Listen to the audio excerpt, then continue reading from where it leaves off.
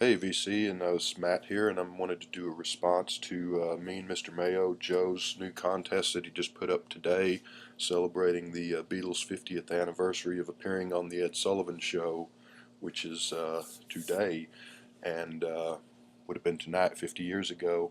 So he had a Beatle-related contest. Kind of envious of Joe because he is at the Beatles.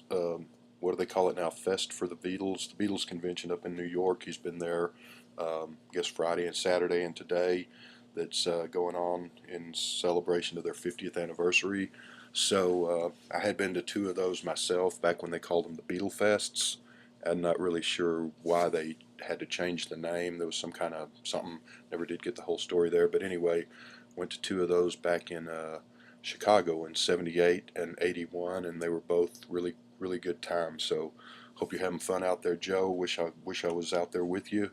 Um, but anyway, so yeah, great contest. Wanted to weigh in, and so let's get started. Your questions, and I didn't write them down, but let's see if I can remember them. I think I can. First question was, who is your favorite Beatle? And I know you said not to welch out on that, but I'm really one of those. The sum is more than the parts, or I really like them all. But if forced to choose, I think you said who would you most like to maybe hang out with. Um, so I'm going to go with John. Um, Kind of came down to John or George, but I'll go with John. I think he would have been the most interesting to hang out with. I think he's kind of John circa 64, 65 is really one of the coolest looking guys, coolest looking people ever, in my opinion. Uh, he's my favorite singer of all time. Maybe kind of Sam Cooke and Otis Redding right there with him. Paul's way up there too, but John's just always been my favorite singer. Uh, just he seems like he'd be the most interesting to kind of hang out with. George too. Ringo might be fun. Paul, much as much as I love all the Beatles, I don't know. He seems like he just kind of talk about himself and his accomplishments nonstop and get old kind of quick. So I'm going to go with John, even though my real answer would be I kind of like them all four equal. But anyway, I think your next question was your favorite Beatles song. That would be Help, which is also my favorite song of all time. Um, it's just it's I remember when I first got into the Beatles, and I'll kind of get into that a little more here when that's another question there, but when the Red and Blue albums came out, um, and I got those in '73 when they came out new. Um, there were songs on there that I hadn't heard. I'd gotten some records that my brothers had left behind when they went off to college and whatever, and they had quite a few Beatles albums, but not all of them. And but there was still it was still in that period where there were some Beatles songs that I hadn't heard yet. And when I got the Red album, Help was on there. I remember looking at the the track list on both of those albums and kind of songs that I didn't know and songs that I'd recognize. But Ballad of John and Yoko, I guess I would have been 9 or 10 at that time, and so read that as ballot, like you vote at the ballot box. Even though I had no idea what a Yoko was at that point. Uh, Found out soon enough. But anyway, Help. And the first time I heard that, it just hit me, and it's a really simplistic pop song on one hand, but it's kind of like I remember used to work in an office, and there was a picture of a kind of a big house, just a pen and ink drawing in the woods, sort of, and it was one of those pictures that really looked simple and direct, but every time you looked at it, you kind of noticed something different. And Help, even though it's just on one hand, it's just a nice little pop song, it has always been like that to me. Every time I hear it, um, I still notice different takes or angles or things about it. Some 40 years later after the first time I heard it, and it's where they sing with the when I'm singing the lead and the other two are singing different lyrics to back up, and they do that on a lot of Beatles songs, but that's just my favorite example of them doing that. You're Gonna Lose That Girl on the Help album is a great one like that, one of those songs that should have been a single. But Help, and it's the Beatles. This was in their early days when a lot of their stuff was upbeat, the happy mop top stuff, which I love that stuff. But and John had done I'm a Loser and some stuff like that. But I don't want to spoil the party. Help is one of those kind of a cry for help, but it's such an upbeat, happy sounding piece of music, not Sunshine's and Lollipop happy, but just a joyful piece of music. And I don't know, it's just my favorite song of all time, and so because of that, it'd be my favorite Beatles song. And it's just one of those songs. There's a few others that it just every time I've never gotten tired of hearing it. Even some Beatles songs, when I'm in the mood, and when I'm not, I might skip over them or change the radio station or something if they come on. But I mean, it's one of those songs that's up there with like "You Really Got Me" by the Kinks, "See Emily Play" by Pink Floyd, "Ruby Tuesday" by the Rolling Stones. There's a bunch of other Beatles songs I could name, but "God Only Knows" by the Beach Boys. It just every time I hear it, it just never fails to put a smile on my face, and it's always fresh and new, even though I've heard it. I couldn't even begin to count how many times. So Help. Um, Favorite Beatle album, and you've already commented on this, Joe. So I did my top 10 albums of all time somewhere back there, and so no surprise as your pick too. Um, and I mean, there's every Beatle album I love. I would probably give every Beatle album a 10. Maybe Yellow Submarine would be, but um, why this one? Um, I don't know. It's just that initial burst of the Beatles coming on the scene when they're fresh and young, and the songs. It's just that initial impact. But it's also got, like I said, John Lennon's my favorite singer. I think this has some of my favorite vocals that Lennon ever did. And I mean, that's saying a lot because he did great ones throughout the Beatles and throughout his solo career. But, and they're not even Beatles songs, which is kind of funny. But You Really Got a Hold on Me and Please Mr. Postman. Those are just, it just doesn't get any better than that. But then you've got I'll Get You, Money, and You Can't Do That. Just, just the vocals are just incredible.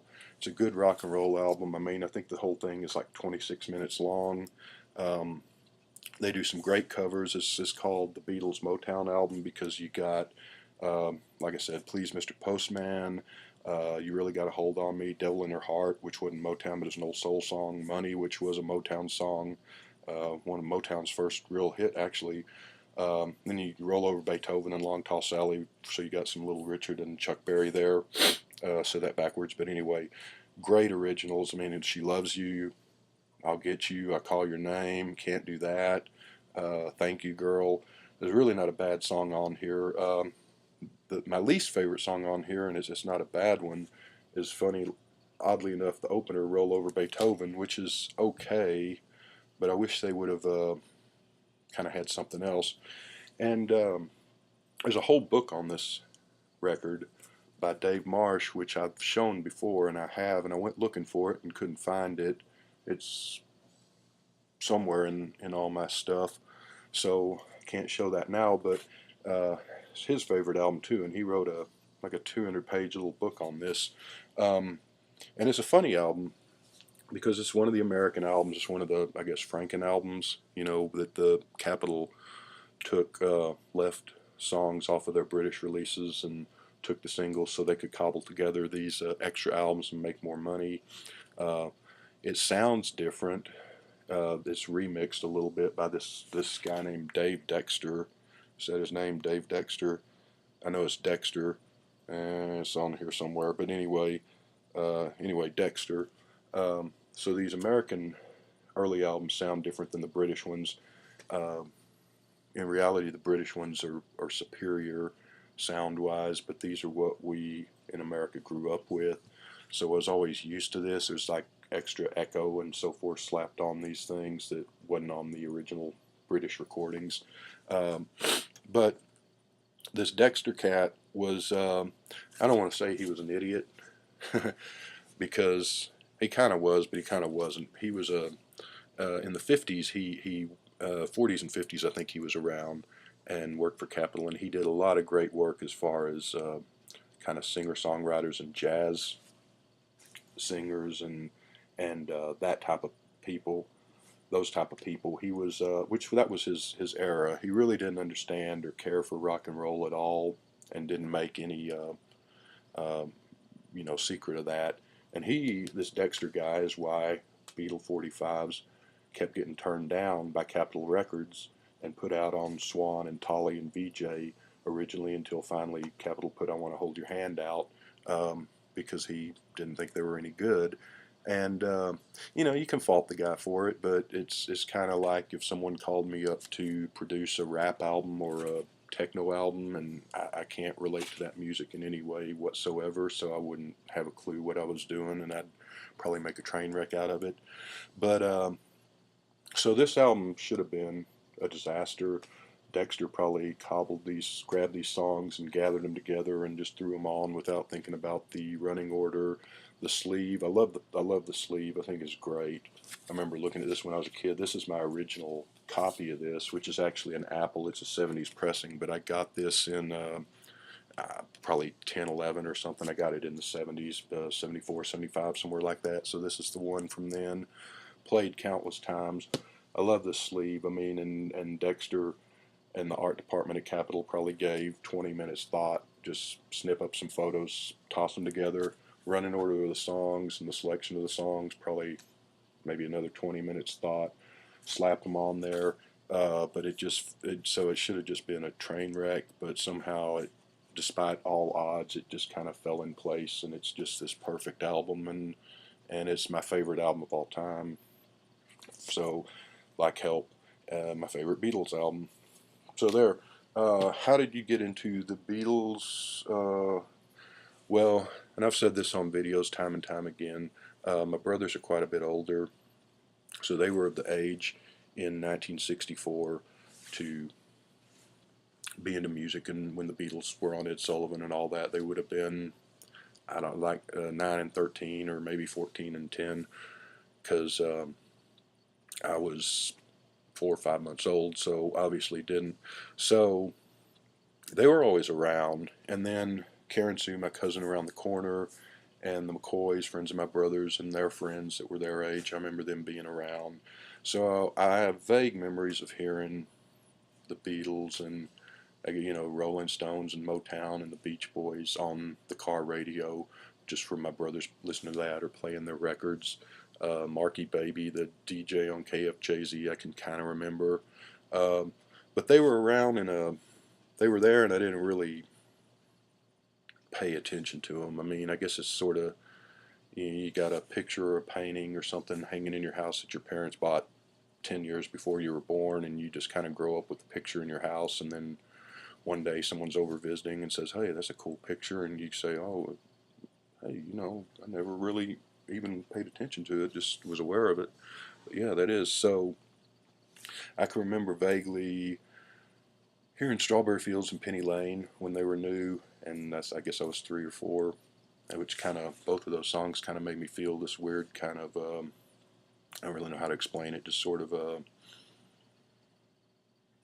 strange feeling, not in a bad way, but just sort of a dreamy, trance-like when I was a little kid. Um,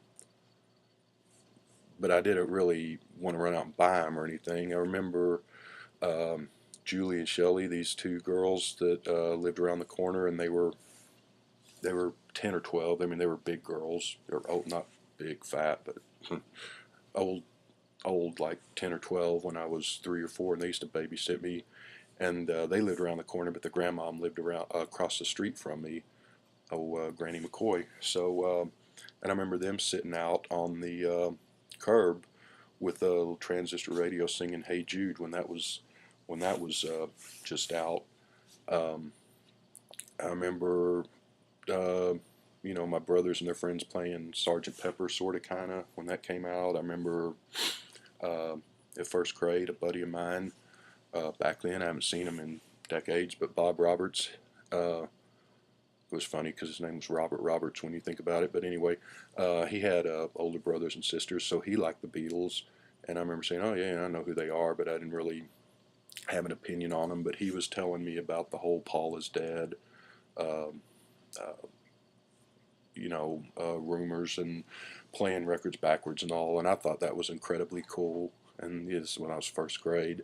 Uh, just because I don't know, I still didn't really get into the Beatles at that point, but I thought that was really cool. And he was telling me about Alice Cooper, who was, I guess, at the time just coming out. And I was into vampire and Godzilla and monster movies and pirates and Halloween and haunted houses. So the Paul is Dead stuff kind of, I guess, played into that. But uh, really was aware of them, but didn't tune into them, I guess, until about 1973 when I would have been 9 or 10. And what happened, as I remember, was a friend of mine, another friend at the time, who lived up the street, and I don't even remember his name. Him and he had a couple of brothers, and used to hang out with them, and they moved away years ago. I mean, probably 75, 76, and I haven't seen him since. And I don't even remember the guy's name, but so we were playing, and it was pouring down rain, so we couldn't really go outside. So we are just hanging out at my house, probably watching Speed Racer cartoons or whatever. I don't know, but we had one of those old stereo, with you lift the top and all that. And some of my brother, by this time, they were both into college and stuff, so they had moved out, but they left a lot of their records there.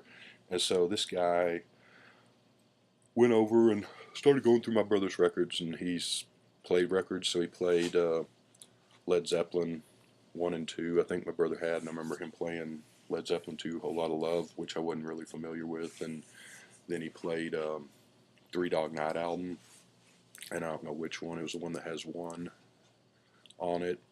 And I thought, that's okay. That's pretty good stuff. Uh, but he played them over and over and got bored with that pretty quick. So I was going through my brother's albums and his Carpenters, seeing Crosby, Stills, Nash and Young, stuff like that, and the Beatles albums, which I had seen and been aware of because they'd been around my whole life. But um, so I ran across Magical Mystery Tour was the first one, and I recognized seeing the album around the house, but just never paid attention to it. And I thought, well, I'll give this a shot. I grabbed it, put it on the turntable, and the first song's Magical Mystery Tour, and I'm sure I'd heard it before, but just never paid attention. But now I was, putting it on, listening, and it was just like, I just basically just sat there, just sort of stunned. And, the next song and the next song, and I don't know. I mean, they're my favorite band and still are, and there's other bands that I've gotten into big time, but no one's ever affected me that way musically. I guess the closest would be maybe the Kinks and the Jam, um, maybe the Rolling Stones in a lesser sort of way, but even those don't really come close. So um, anyway, that guy, he didn't seem to care much one way or the other about the Beatles. He wanted to go back to playing Led Zeppelin, so I kind of made an excuse for him that it's time for dinner soon, so you got to go on home. And I just played that album over and over that night, Magical Mystery Tour, and then I got worked to the other ones that they had. There was Revolver, Hard Day's Night, Rubber Soul, and Abbey Road, and Sergeant Pepper. And then the rest of them they didn't. I think that's all they had. But anyway, so that's kind of how my Beatle mania began. And that would have been about 73.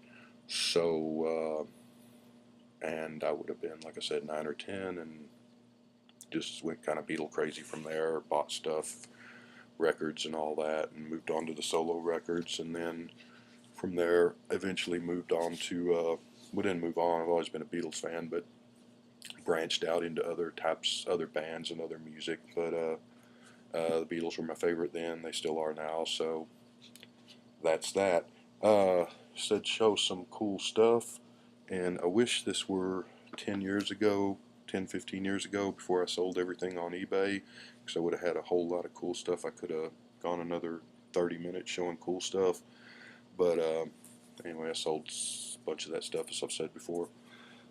This isn't that rare, and I think you've got this book and have shown it before. And anyone who was, this came out in 70, says 64 to, or 61 to 75, but I think it actually came out in 76. But anyone who was a big Beatles fan picked this up back in 76 or so when it came out. So this is Harry Castleman and Walter Podrzik, who are these guys actually, I think used to speak at the Beatle Fest as guests. I don't think they still do. I'm not sure if they're both even still around, but so that was the Beatles discography, all their records, and that's a really common thing. What may be a little less known or a little less seen, the Beatles Again, which is the sequel to All Together Now, which came out I think in 76. This one came out in 77, which just kind of catches up with the records since then, but it also has more stuff about their films and their concert dates and just a lot of extra information. There's a third volume of this called The End of the Beatles. It came out in 1985, which I didn't buy. I wish I would have now because it's out of print, kind of hard to find. But so that's kind of a rare thing. And one more thing, and I picked this up, when did I pick this up? About 3 or 4 years ago, and it's just the Beatles Cleveland concerts. They're notorious Cleveland concerts because they were booted off the stage because of fan rioting and not allowed to come back in 65, but allowed to come back in 66. So that's it, Joe. Hope you're having fun at the Beatle Fest for the Beatles fans, and happy 50th to the Beatles. We'll see ya.